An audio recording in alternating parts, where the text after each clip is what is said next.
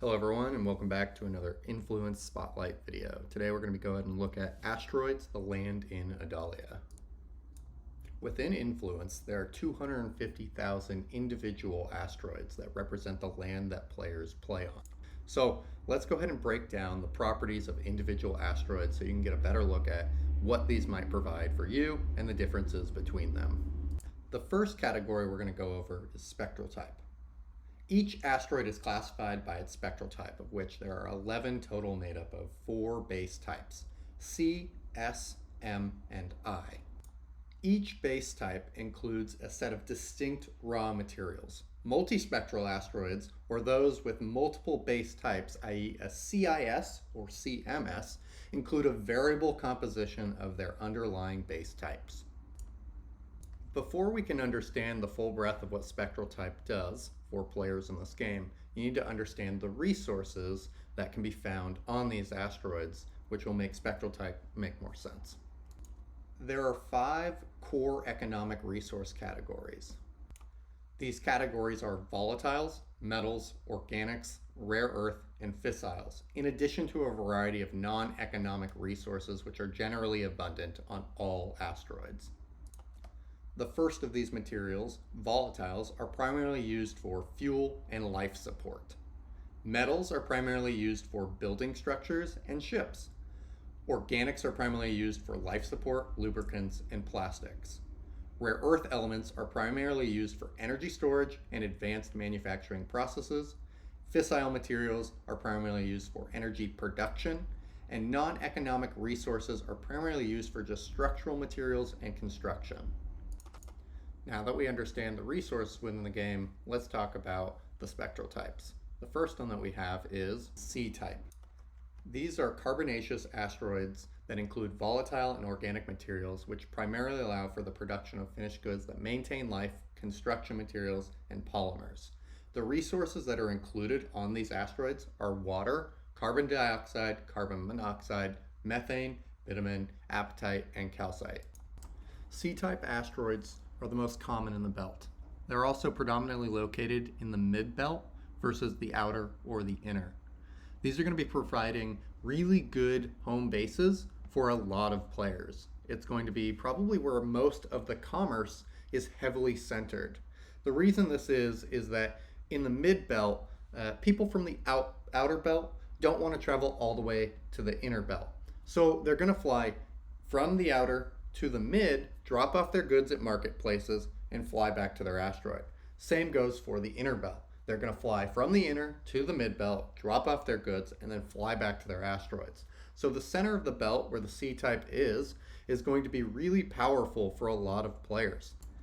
While the resources found on C-types are typically more common than any other type within the belt, this means that they're also very likely going to be some of the most used goods. So while they're quite high in supply, they're also always going to be high in demand.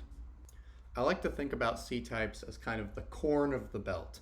You know, corn is in everything, and we don't even think about it. Same goes for the materials that are going to be found on C-types. The next asteroid type we're going to talk about is S, the stony asteroids that include materials from the metal, rare earth, and fissile categories, allowing for the production of structural materials, construction materials, energy storage, and energy production goods. The resources that can be found on these asteroids are going to be olivine, feldspar, pyroxene, marlite, xenotype, and coffinite. When playing on an S-type asteroid, you're going to have access to some of the rarest materials in game. However, the drawback there is that you aren't going to contain volatiles or organics. So for fuel and life support goods, you will need to import them. However, when you want to focus on end game materials or production chains, S-types are going to be extremely powerful for this. Next up, we have M-type, the metal asteroids that include metals and fissiles that allow for the production of structural and construction materials and energy production goods. The resources that can be found on the M-type are taenite, trollite, graphite, rabidite, and uranite. M-type asteroids are going to be extremely powerful for construction in this game. If you need to build anything, you're likely going to need materials that come exclusively from an M-type asteroid. While S-types can be very powerful for energy production and have some metals in fissiles, M-type are going to be the bulk of the raw metal material that is used for ships and buildings. From a gameplay perspective, M-types are going to be extremely powerful for very specific things, but they are going to lack the volatiles, organics, and rare earths that some of these other asteroids have. So, this game is set up where you really do have to participate as a group, a collective. You need to go to marketplaces, and M-types are no different. However, the price for goods that you're going to probably fetch for many of these materials is going to be quite high compared to some of the more common asteroids within the belt. And finally, we have I-type. These are the icy asteroids that include materials from the volatile category, which are primarily allowing for the production of propellant, fuel, solvents, and life-supporting goods. The resources that can be found on I-types are ammonia, carbon dioxide, carbon monoxide, hydrogen, methane, nitrogen, sulfur dioxide, and water. I-types have a really unique role in this game. While they only contain one base resource type, volatiles, this resource type is going to be heavily needed. From water that you can distill into many of the salts that are needed to create many goods, to fuel. They are the powerhouses of fuel in the belt. And so if you want ships to move around the belt, I-types is where it's really going to happen. C-types can produce fuel as well, but it is more inefficient to do it that way. So as the game grows and the player base grows, there is going to be a lot of need for these I-type asteroids. The next category we're going to talk about is surface area. Surface area is the basic unit of size within Adalia. 1 kilometer squared of space equals 1 lot of land. And 1 lot of land allows you to build 1 building. So you can think of it extremely easily by, if your asteroid is 50 kilometers squared, you can have 50 buildings. We think that average players are going to have between 15 and 50 lots they're going to need in order to play competitively. So at that rate, you can very easily look at asteroids that are available or already owned and see what the player capacity might be. The more lots you have, the more materials you can extract, the more buildings that you can build, and the more you can influence the entire belt. When looking at asteroids to potentially play on or purchase, I would look at spectral type and size as the 2 main factors. Size is really going to be that limiter. The smaller it is, the less you can really do. And spectral type is going to be what resources you can mine from that surface. So balancing those two together is going to be a really, really important factor for all players who want to get into this game. Next category we have is orbital mechanics. Orbital mechanics consist of the various elements that make up where and how the asteroid moves around Adalia. The 4 orbital mechanic characteristics are inclination, eccentricity, orbital period, and semi-major axis. The first one we're going to talk about is inclination. Inclination is measured in degrees or radians and identifies the tilt of your orbit in relation to the Adalian system plane. Highly inclined asteroids will spend a quarter of their orbits well above the orbital plane and a quarter equally far below it. This means you will need to factor in additional diagonal travel distance for their orbits, making them more remote and more difficult to reach. Lower amounts of inclination are generally preferred for casual gamers or people who want to play extremely competitively. While inclination isn't going to be the thing that stops you from doing well in this game, the higher inclination asteroids are likely going to be for more specific types of gamers who like to challenge themselves. It also could provide, when combat is released, a little bit of a sanctuary because you're going to be farther away from people. It is likely that you're going to be less of a target. The next orbital mechanic we're going to look at is orbital period. The orbital period is simply the amount of time it takes for that asteroid to rotate around the star of Adalia once. Asteroids with similar orbital periods will tend to stay about the same distance from each other, whether that means they stay close or on opposite sides of the belt at all times. Asteroids with different orbital periods will drift away from each other fairly quickly, regardless of how close they are to each other at the moment. So how does this affect gameplay? Well, orbital period is actually a pretty big one when it comes to gameplay. And so when you think about Adalia as a whole, there's 250,000 asteroids. And each of these asteroids is rotating around the star of Adalia at variable speeds. So when you want to travel in this game, and you, let's say, want some metals, and on your asteroid you don't have any metals, you need to go find a marketplace that contains them.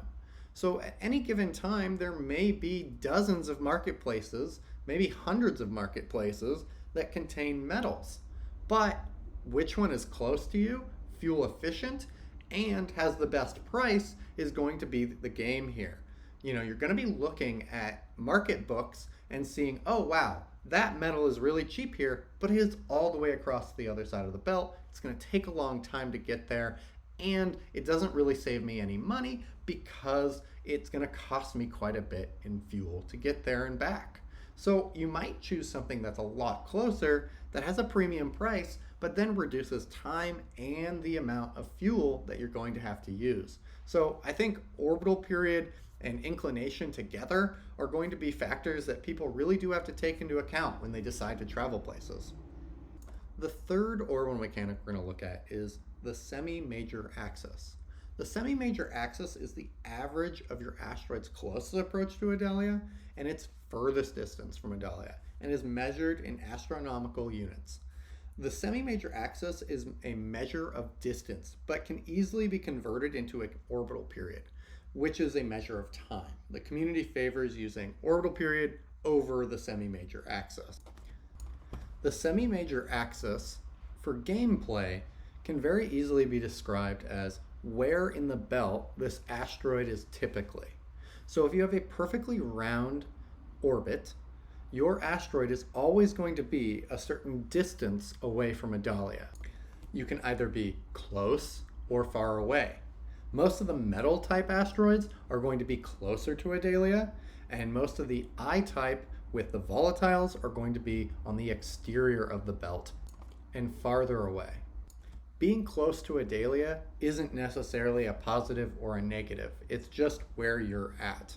If you look at the composition of the entire asteroid belt, you're going to see that there are many places that have particular asteroids and others that do not. So depending on how you actually want to play, you may want to look at your semi-major axis and figure out, is this good for what style that you would like to play? Up next, we have eccentricity. Last but not least, our orbital mechanic, eccentricity. Eccentricity measures how far from perfectly round your orbit is.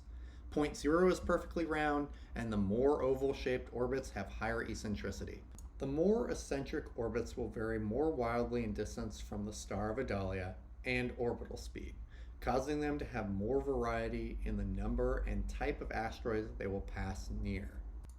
From a gameplay perspective, the strategy that is provided by the eccentricity can both be good or bad, depending on what type of gameplay experience you're looking for.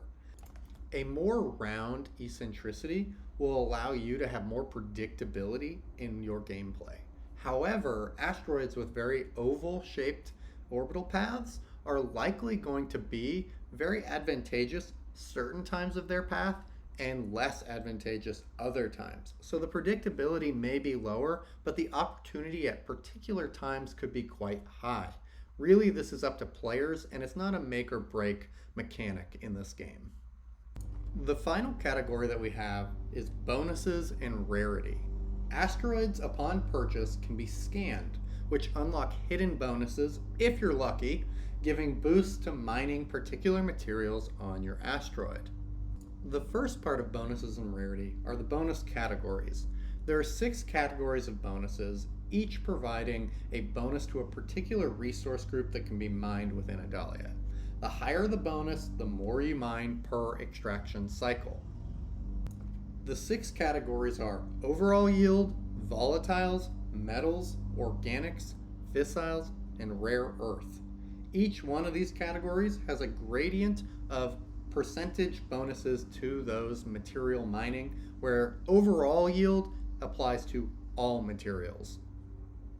The typical range is from 0% to 15% for overall yield. For volatiles, it's 0% to 50%. Metals is 0 to 50%. Organics is 0 to 50%. Fissiles is 0 to 30%. And rare earth is 0 to 30% as well. Which leads us to the next bonus and rarity factor, rarity. Once your asteroid is scanned, it sums the bonuses that you have received, if any, and scores it. The least rare is common, meaning you did not get any bonuses whatsoever, and the most rare is incomparable. The chances to uncover each rarity tier are as such. Common, you have a 50% chance to receive no bonuses whatsoever. Uncommon, 35%. Rare, 10%. Superior, 4%. Exceptional, 1%. And incomparable, less than 0.1%, which means there's likely only going to be about 250 incomparables within the belt. The rarity and the bonuses of these asteroids can be a bit deceiving because you need to factor in other mechanics in this game to really assess how powerful those bonuses are. The number one way to see how powerful those bonuses are is to match it up with the size of the asteroid. When you have a small asteroid, the smallest in the belt is 13 kilometers squared. And let's say you got all bonuses at 50%. That's not even possible, but for this, we're going to say it is. That would mean you can have 50% more materials mined from a 13 kilometer squared asteroid. Well, if you simply had a bigger asteroid, let's say 26 kilometers squared, you would be able to mine more materials than that extremely rare smaller asteroid. So you have to compare bonuses and rarity to the asteroids that are similar in size. And so you could find a very competitive smaller asteroid with something that is quite bigger. However, you need to really look at these bonuses to understand them on a deeper level. Once you do that, you'll be able to weigh in all the orbital mechanics, the bonuses, and all other attributes to be able to pick a really, really good asteroid for what you want to do. And I always like to say there's no bad asteroid. You can have fun on all of them. And if you're looking just to have some fun solo play in Influence, all you need to do is spend a little bit of time and find one that might be right for you. I typically like to look at the resources that are available on that particular asteroid because that's going to really look at what can I build or mine, and that's what I'm most interested in. So hope everyone enjoyed this. That's going to be it for us for today. If you need anything, drop into our Discord. You can @ me either way, and I'm happy to answer any questions. So again, look forward to some of these next videos that we're going to be coming out when we discuss crew and some of the other assets within our game. So thanks, have a great day, and see you next time.